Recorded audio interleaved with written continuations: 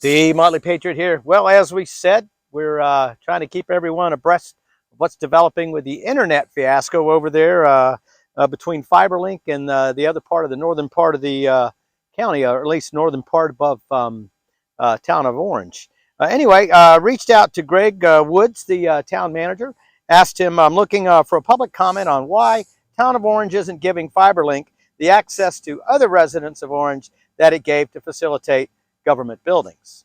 And Greg was kind enough to respond. He said, Mr. Cook, good afternoon. The town of Orange requires a franchise agreement to utilize our right of ways. FiberLink has been offered a franchise but has declined.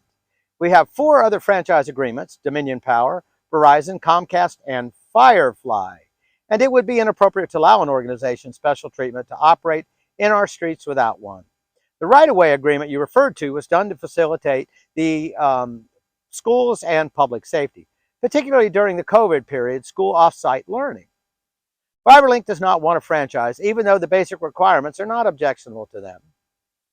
The basic requirements are, 1, if you are working in our right-of-way and damage infrastructure, you will repair it. You're required, number 2, to get a permit from the town's public works department so that we know who and where work is being done in our right-of-way. And 3, in the unlikely event we create a new road in town and your lines are in the way, you must move them at your cost. You mentioned fiber for the residents. This has never been committed to by FiberLink, but it's been committed to by Firefly. But even though we are having trouble getting them started. Now, I've heard that about Firefly. There's something in the works, and yet we're still nothing happening. But be that as it may, Comcast and Verizon can supply fiber now, and Dominion is not in that line of business. We would welcome it if FiberLink would enter into the franchise agreement and provide service to the town.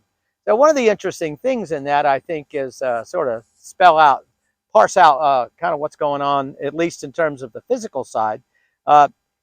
Question would be, is there FiberLink at the school? Is that a government building that has FiberLink? And if that's the case, how far is it to run that trunk line from the school just a little ways down the road, 500 yards, give or take, or less, to get to that whole section of Rapidan County? Does it require an entire agreement to serve the entire town, to serve that section? Certainly seems like there's a lot of people that are not in the county or not in the town, and then that are in a sticky wicket, which Mr. Morris spoke to that.